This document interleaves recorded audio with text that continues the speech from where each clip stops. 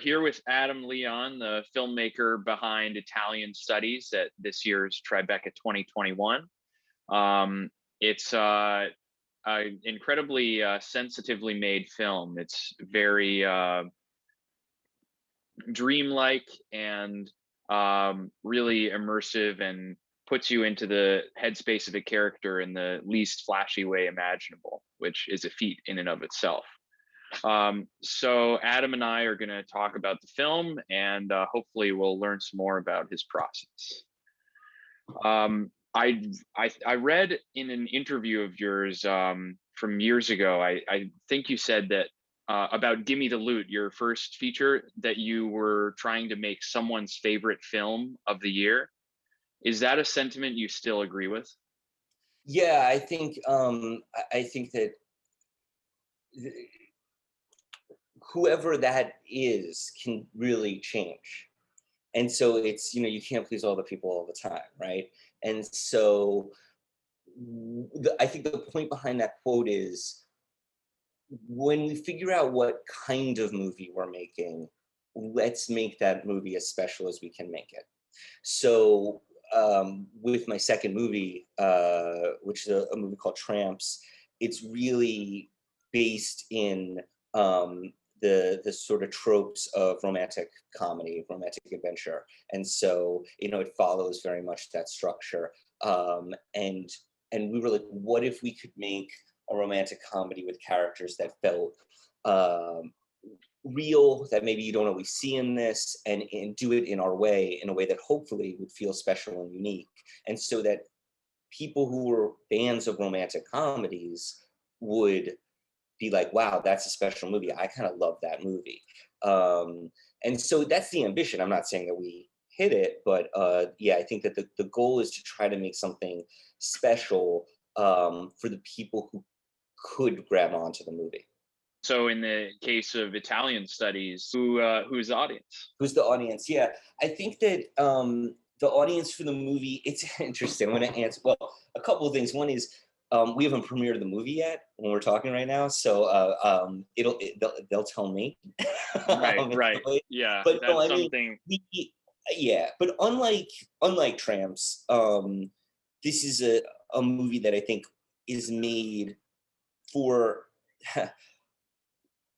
Robert Altman talks about this, like, I'm not trying to compare myself to Robert Altman, but he's like, I make movies for people who speak the language of movies.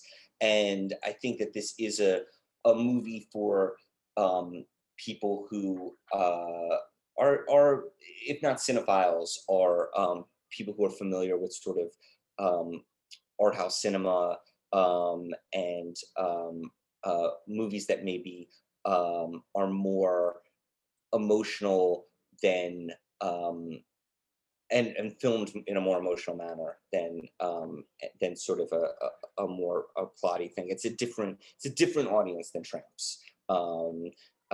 Loot in some ways sort of maybe splits the difference, even though Loot cinematically isn't, I think, as bold as Italian Studies, but Loot is definitely made for like a film festival circuit. And so I would say that people go to film festivals, people who are big fans of cinema.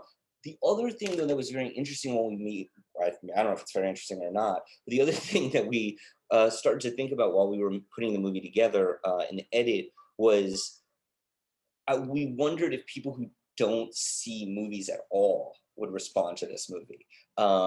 Because I do think that people who are sort of a casual moviegoer and have real expectations of how time and space works in a sort of standard movie would maybe have a more difficult time grabbing onto it. Hopefully not, but perhaps. And so while we're making it for people who I think are more willing to go on that cinematic adventure, I think we're also sort of curious to show it to people who are less used to the form. So let's talk about the style a little bit more then. The film is beautifully shot. The sound is beautifully rendered. Like I said, you're really in Vanessa Kirby's headspace. And I don't think I mentioned earlier, it stars Vanessa Kirby, and she's fantastic. You can barely tell that she's on camera. And I feel like that is something you achieve with all your characters, especially the non-actors. And I'm curious what how you get actors and non-actors to have such dynamic chemistry and feel so open to the camera and vulnerable. Yeah, the movie sort of it's like her, and then it co-stars a lot of non-professional actors, especially a lot of teenagers from New York. Um, I don't have like a pithy answer exactly to that, but I think it comes from everybody's different, right? And so like every actor's different, and what they need, and how you communicate with them, and how you get them to sort of open up and feel comfortable exploring, feel comfortable failing, because that's part of the process in production, can be different. And so for me, the delineation is less between non-actors and actors, and just more who is this person and how do we communicate with them. And that process starts by me really meeting with the people, and doing initial auditions, almost always without it being just them reading sides, just sort of getting to know the person. And then for the process on this movie, what we did was Vanessa was in London, so we were sort of writing it and working on it back and forth. And while that was happening, we were doing a lot of rehearsals with the teenagers, and that meant just bringing in different groups of them, people that we were connecting to, people that I felt comfortable with, people that felt comfortable with me, and sort of matching them and seeing, who kind of vibed with each other. But there's no sort of, I think, prescription. I've worked with actors who really want to be challenged and really want to ask a lot of questions. I've worked with actors who sort of go into their own space and do their own thing. And I think it's one of my jobs is to kind of make sure that by the time they show up on set, that we've created an environment where they feel that they can own their character, and feel comfortable sort of in that environment. And so with the non-professionals, sometimes there's a little bit more of prep in terms of talking to them literally about what set is like. But overall, I think the process is dependent on the person. Cool. And is that kind of the natural lead into those doc style interviews that you have throughout the movie? Yeah, we were, comes about from a couple of things. But yeah, we were bringing in these kids, and meeting with them and talking to them and hanging out with them. And a lot of what we were getting just in that room was not only fascinating, but I think also spoke a lot to Alina's, that's Vanessa's character, Alina's journey in the movie, and where she felt comfortable. Because you have this situation where Alina doesn't feel, Alina, when we meet her in London, and she is herself, which is this sort of early 30s cosmopolitan, semi-bohemian artist, married to a record business executive. And in that, we see her have the sort of social graces that you would normally find in somebody like that. And so she's very aware of the situation that she's in. She's putting on a big smile for people when she's meeting them. She's, schmoozing a bit, for sort of lack of a better term, in a way that's genuine and good, and I don't think has any judgment. And then when we find her in New York, she's lost her memory, and she doesn't know who she is, and she doesn't want anyone to find out. So we never really see her in the kind of actual real space being open and genuine. And so this idea of we were working with the teenagers, and they were being so open and genuine in these interview spaces. And so the idea of how can we sort of bring that into the movie, and in a way that isn't necessarily literally explained, but basically create a headspace for Alina where she can be as open as they are in conversation with them. And so sort of it creates these three different kind of Alinas, the Alina that we would expect to meet, the Alina that's kind of in hiding and doesn't know who she is and is a mystery to herself, and the Alina who can actually kind of relax. And I think those kids specifically, and at the age that they're at, in the work that we were doing with them for months and months, talking to them, allowed them to sort of open up in conversation.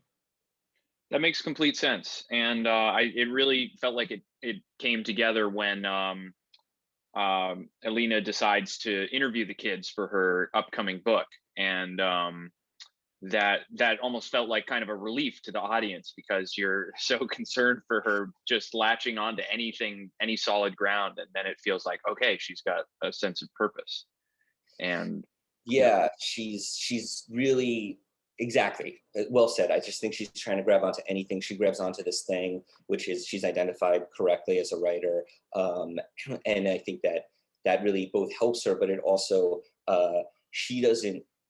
The Alina, the writer that we meet in London, and the Alina, the writer that is the person that she thinks a writer is supposed to be like, are different people. And so she does run to this and she does grab on that. But I also think does so in a way that is that that makes her much more protective of that identity.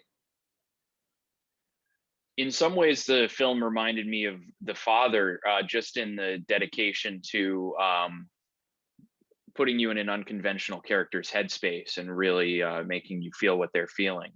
Um, every time she's in a conversation and then suddenly starts to fade out and notices some far off noise, or we feel her being dragged around, and it does feel like a dream in that people are fading in and out of her life. And I'm curious what your By yeah. the way, I haven't seen The Father yet on purpose because we were pretty much done with the movie while it was coming out, but still like anything to do with memory and perception of that, and people be like, I just didn't want any of that in my head. But I am is on my list starting next week.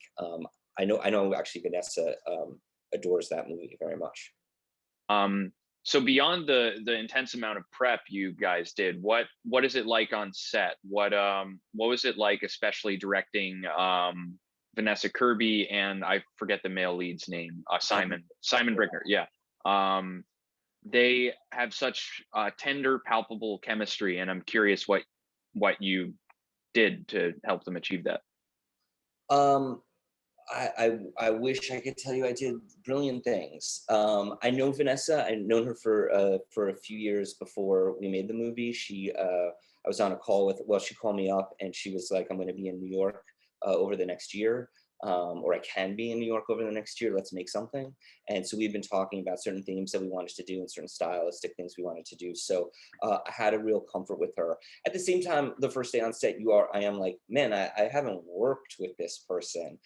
She's my friend. Like, I wonder what that's gonna be like. But Vanessa's easy in every way that you would want easy, and uh, focused and determined in every way you would want that, which is not always the case. So I was very comfortable and excited to work with her, and it was something that we had been talking about for a while. Simon was somebody that I knew. I knew from a sort of live stage show that I had done, a variety show. His role started very, very small in the movie. As we started to do the rehearsal process, we were like, there's something really here. And as we started to shoot, we purposely were shooting with groups of the teams first, and then sort of knew that we were going to kind of pick some to really be in the scenes with Vanessa. He really emerged, and we had purposely shot the movie for a little bit in summer and a little bit in winter, and so that we were able to edit the summer section, and then we knew the scenes that we wanted. We knew the dinner scene and the party scene, and we knew that they were going to meet and all this stuff, but we didn't know exactly who was going to be in those scenes. And we started to sort of really focus on Simon, because we could just tell that we were getting some very special stuff with him. And then, as much as he's a first-time actor, he's professional. And so, sometimes I can be defensive about like the term like non-actor or whatever. And they just really had each other's back. And I think that they both had advantages on set, or both had experiences on set that were very helpful to each other. Obviously, her experience being on a set and doing scene work, and his experience, I think, actually being both in the environment that we've been in for his whole life, and also in many ways being around the movie for longer. And I think was also very helpful.